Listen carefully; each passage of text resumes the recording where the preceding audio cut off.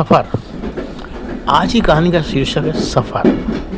Train की रफ्तार इतनी कम थी कि रीता का बार बार यही जी करता था कि ट्रेन से उतर कर पैदल ही चल पड़े तो शायद वह जल्दी ही अपने स्टेशन पर पहुंच जाएगी। रात काफ़ी हो चुकी थी, अभी तक उसे अपने घर पहुंच जाना चाहिए था, लेकिन वह ट्रेन 10-10 मिनट करके पूरे 3 घंटे लेट हो चुकी थी।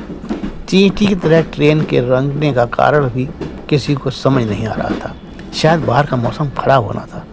खिड़की से बार बार आकाश में चमकती बिजली की तेज चमक और बादलों की कान फोड़ देने वाली आवाज़ों से जैसे उस ट्रेन के भीतर बैठे सभी लोगों के कान फट से जाते थे। आहिस्ता आहिस्ता चींटी से रेंगती ट्रेन के पहिए ची चू की आवाज़ के साथ थम गए। रीता ने सोचा शायद कोई स्टेशन आया है, तभी ट्रेन रुक गई है।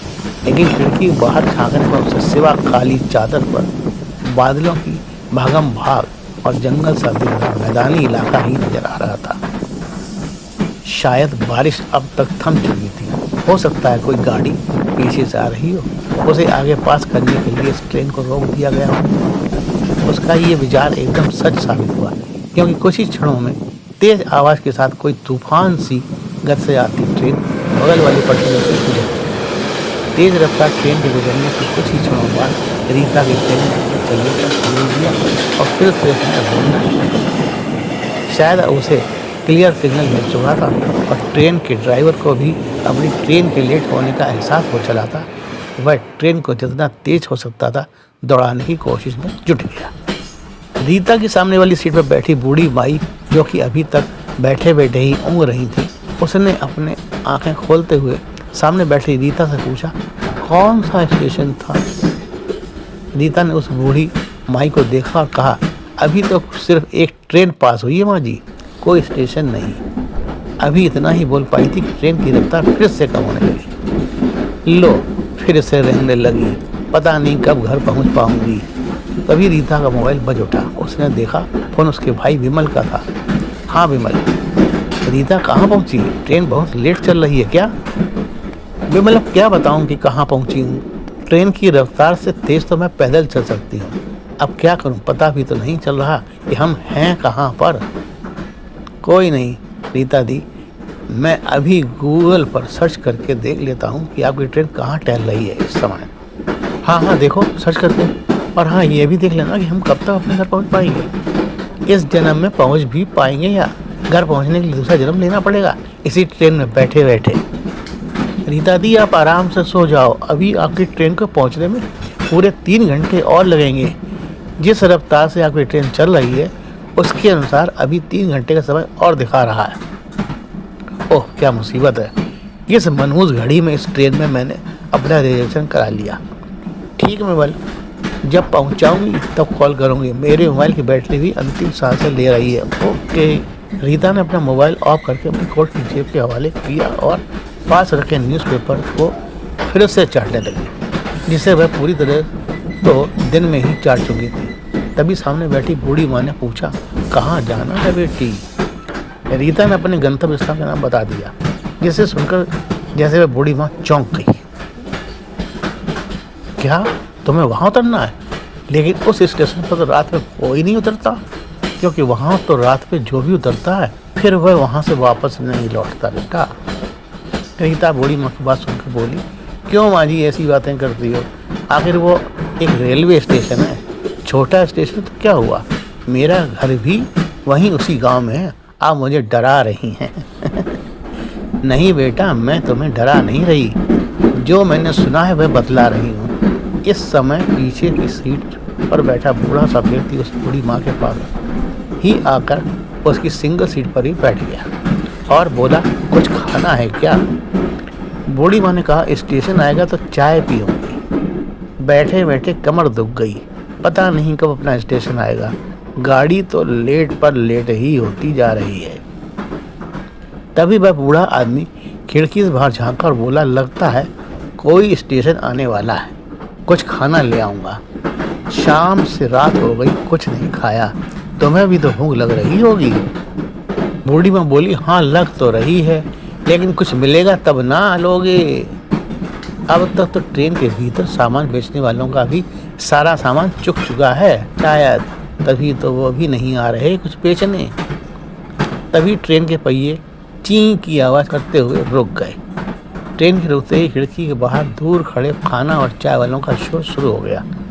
वह बूढ़ा आदमी उतरा और सामने ही खाने के स्टॉल पर जाकर कुछ खाने का सामान खरीदने लगा। इसी समय रीता ने भी खिड़की से बाहर झांक कर देखा, शायद उसे भी चाय की तलब लग रही थी। और जैसे ही वह खड़ी हुई, वह बूढ़ी औरत बोली, बेटी नीचे जा रही हो क्या? रीता ने कहा, हाँ चाय लेने जा रही हूँ, आप पियेंगी? बूढ़ी माई बोली, हाँ वो नीचे चले गए, उनसे कहना भूल गई कि चाय भी लेते आना। रीता बोली, कोई नहीं, मैं ला दूंगी आपके लिए चाय। रीता इतना कहते हुए ट्रेन से नीचे उतर गई और सामने चाय के स्टॉल पर से 2 कप चाय लेकर फिर से ट्रेन में चढ़ गई। 1 कप सामने बैठी बूढ़ी माँ को देकर बोली, लीजिए माँ जी, चाय पी लीजिए। बूढ़ी माँ ने चाय लेकर रीता को ढेर सी दुआएं दी। रीता भी अपनी सीट पर बैठकर चाय की चुस्कियां लेने लगी।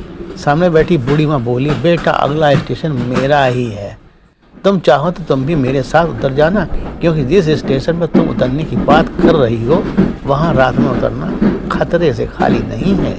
मेरी बात मान लो तो यही तुम्हारे लिए ठीक रहेगा। सुबह किसी बस या और किसी सवारी से अपने घर चली जाना। रीता बोली, नहीं नहीं, ऐसी कोई बात नहीं है, आप तो मुझे बेवजह डरा रही हैं। उस स्टेशन पर ऐसा कुछ नहीं है माँ जी, मैं अक्सर आती जाती हूँ वहाँ से, क्योंकि शहर गांव से थोड़ा दूर पड़ता है, इसलिए हम हमेशा उसी स्टेशन से आते जाते। बूढ़ी माई ने कहा, मैं तुम्हें डरा नहीं रही बेटी, मैं तुम्हारी भलाई के लिए ही कह रही हूँ। अब तक बूढ़ी माँ के साथ वाला बूढ़ा, शायद वह उसके पतिदेव थे, वे भी आ गए, जिनके हाथ में 2 खाने के डिब्बे थे। बूढ़ी के सिंगल सीट पर ही वह भी बैठ गए और एक डिब्बा माई को देते हुए बोले, अरे तुमने चाय लाने को कहा था, भूल ही गया, बहुत भीड़ थी खाने के स्टॉल पर। गाड़ी ने फिर चलने का सिग्नल दे दिया, सो मैं भागकर गाड़ी में चढ़ गया। बूढ़ी माँ ने कहा, मैंने चाय पी ली, ये बिढ़िया ने ला दी थी, इसे अपने स्टेशन से अगले स्टेशन पर उतरना है। मैं कह रही हूँ वहाँ रात को उतरना ठीक नहीं, पर यह मान ही नहीं रही है। वह बूढ़ा खाना खाते हुए बोला, हाँ बेटी, उस स्टेशन पर रात को अकेले कोई नहीं उतरता, क्योंकि वहाँ पर अजीबोगरीब लोगों का झंझट लगा रहता है। अब ये इंसानी लोगों का झंझट हो तो उससे तो निपटा जा सकता है, लेकिन वो लोग तो किसी दूसरी दुनिया के ही होते हैं जो रात को वहाँ अपना डेरा जमाते हैं। बूढ़े की बात सुनकर रीता को कुछ डर सा लगा, लेकिन वह तुरंत ही सोचने लगी कि कहीं ये दोनों बूढ़े बुढ़िया मुझे अकेला समझकर मुझे फंसाने का प्लान तो नहीं बना रहे हैं, और इस प्रकार की बातें स्टेशन के बारे में बोलकर मुझे अपने साथ ले जाना चाहते हो। रीता ने कहा, नहीं नहीं अंकल, मैं अक्सर ही वहाँ से ट्रेन पकड़ती हूँ, वहाँ ऐसी कोई बात नहीं है, आपको किसी ने गलत बताया है, मेरा तो घर ही वहाँ है। घर क्या, मैं तो पैदा ही वहीं हुई हूँ अंकल। बूढ़ी माई बोली, इसे कुछ समझ नहीं आ रहा, इसे हम लोगों की बात का यकीन नहीं हो रहा है। इस पर बूढ़ा बोला, क्या करना है अपने को, चलो सामान उतारते हैं, अपना स्टेशन आने ही वाला है, ट्रेन बहुत लेट हो गई, इस ट्रेन ने तो बोर ही कर दिया। बूढ़ा ट्रेन की छत से लगे कैरेज से अपनी छोटी सी अटैची और एक कपड़े की पोटली नीचे उतारकर बूढ़ी माई के पास ही बैठ गया।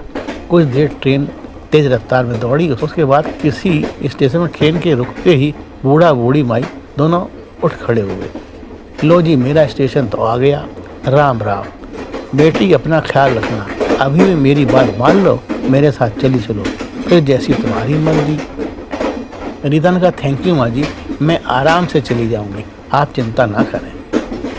रीता ने सोचा, अब तो अगला स्टेशन बस आने ही वाला है, वहीं तो मुझे भी उतरना है। बूढ़ा बढ़िया दोनों ट्रेन से उतरे ही थे कि ट्रेन फिर से चल पड़ी। लाइन क्लियर मिलने के कारण ट्रेन के ड्राइवर ने अपने समय को मेकअप करने का पूरा प्रयास किया, और जो समय 2 घंटे पहले 3 घंटे लेट का दिखा रहा था, वह अब मात्र कुछ ही मिनट ही लेट रह गया था। रीता अपने ही ख्यालों में खोल कर अपनी सीट पर बैठी थी। बीच बीच में उसे नींद की झपकी भी आ जाती थी। 1-1.5 घंटे का समय कब बीत गया रीता को पता ही नहीं चला। जब ट्रेन की रफ्तार फिर से धीमी होना शुरू हुई, रीता ने खिड़की से बाहर झांक कर देखा, शायद वह स्टेशन उसका ही था जिस पर उसे उतरना था। उसने अपना बैग सीट के नीचे से निकाला और अपनी गोद में रख लिया। मोबाइल भी अपनी कोट की जेब में चेक किया, वह वहाँ सुरक्षित था। कुछ ही देर में ट्रेन रुक गई। रीता ट्रेन से उतर गई। रीता के उतरते ही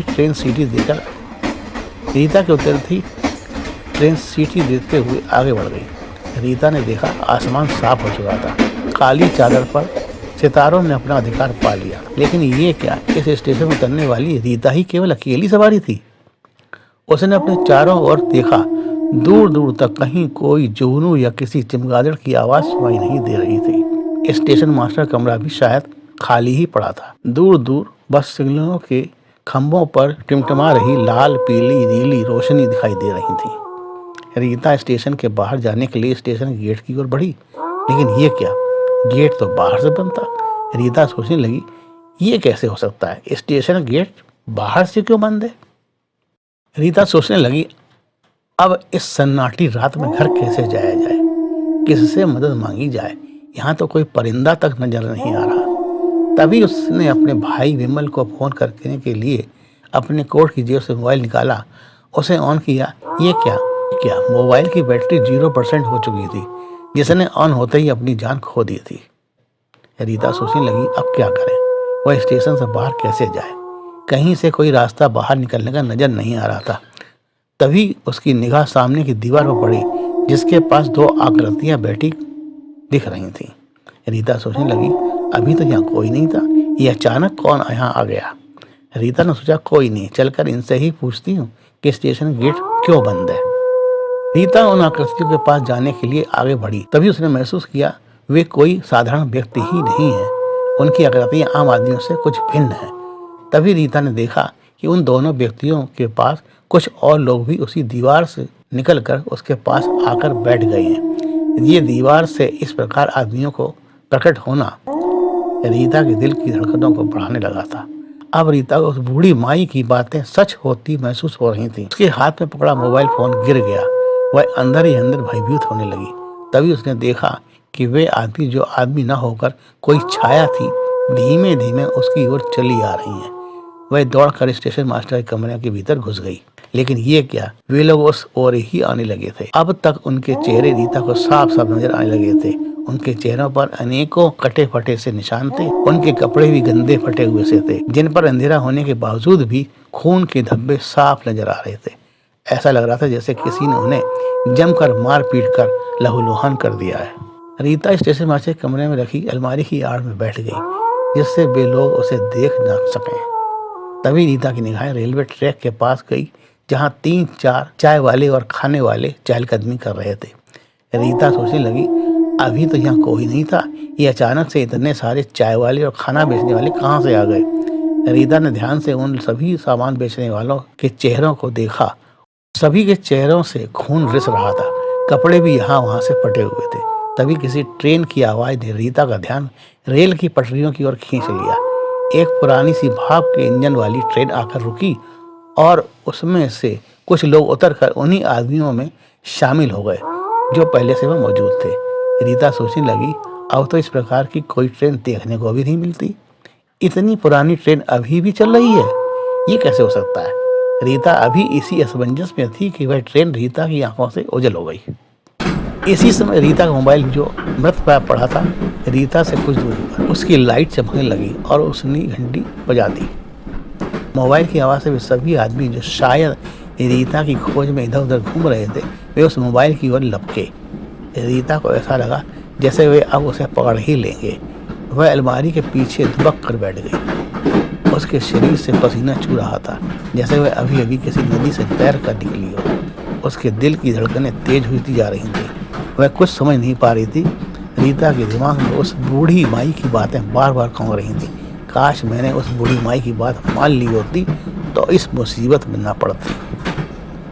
रीता अभी ये सब सोच ही रही थी। एक काला सा आदमी जिसकी खोपड़ी से उसका भेजा बाहर निकला हुआ था, वह रीता की ओर लपका, जिसे देखकर रीता की हिगी बंद गई। अब शायद वह बच नहीं पाएगी। वह क्या करे, कैसे अपने आंखों से आदमी की आंखों से ओझल करे। वह भेजा निकली खोपड़ी वाला आदमी रीता की ओर बढ़ रहा था। तभी रीता ने उससे पीछे की ओर तिरछी निगाह से देखा। उसके पीछे 3-4 और भी उसी प्रकार के आदमी चले आ रहे थे। तभी रीता ने मन ही मन राम राम रटना शुरू कर दिया और वह मन ही मन बोली, हे राम, आपने अनेकों को तारा है, आप इन्हें क्यों नहीं मुक्ति दिला देते। मैं चाहे मर जाऊं, लेकिन इन आत्माओं को मुक्त जरूर कर देना प्रभु। तभी जैसे कोई चमत्कार सा हुआ, उन आदमियों ने अपने आगे बढ़ने की दिशा बदल दी। शायद उन्हें विश्वास हो गया था कि सामने कोई लड़की वड़की नहीं है और वे दूसरी दिशा में चलने लगे। रीता ने देखा अलमारी के ऊपर कोई पुरानी सी दरी रखी हुई थी।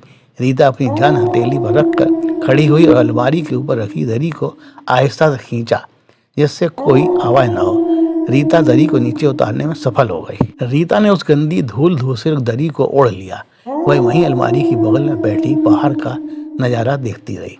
सारे लोग एक दूसरे से बात करते इधर से उधर टहल रहे थे। न कोई कहीं जा रहा था, न कोई और ट्रेन वहां आ रही थी। काफी समय रीता बुद्ध बनी वहीं बैठी सुबह होने का इंतजार करती रही। तभी वही भाप के इंजन वाली ट्रेन जिस दिशा से गई थी उसी दिशा से फिर से आती हुई नजर आई। वह स्टेशन पर आकर रुकी। सारे आदमी उस ट्रेन में चढ़ गए। उनके चढ़ते ही ट्रेन चल दी और देखते ही देखते हुए जैसे हवा में लुप्त हो गई। रीता ने देखा वे खाने वाले और चाय वाले भी अब तक वहां से जाने कहां हवा में लीन हो चुके थे। तभी दूर चिड़ियों की चहचहाने की आवाज से रीता की सांसों में सांस आई। वह समझ गई कि अब सुबह होने वाली है। रीता ने ओढ़ी हुई दरी को एक किनारे किया और चारों ओर इधर उधर देखते हुए स्टेशन की गेट की ओर चल पड़ी। चारों ओर सन्नाटा अभी भी पसरा हुआ था। रीता गेट के पास गई। गेट में कुंडी तक न थी तो ताला कहाँ से लगता। अब वह हैरान थी। रात को ये गेट बाहर से बंद था और इस समय ये खुला पड़ा है। रीता एक झटके में स्टेशन से बाहर हो गई और वह दौड़ पड़ी अपने घर की ओर। दौड़ते हुए उसे ऐसा लग रहा था जैसे उसने दूसरा जन्म पा लिया है। वह पसीने से लथपथ दौड़ी जा रही थी पागलों की तरह। इसी के साथ अपने दोस्त अरुण प्रकाश शास्त्री को इजाज़त दें। नमस्कार।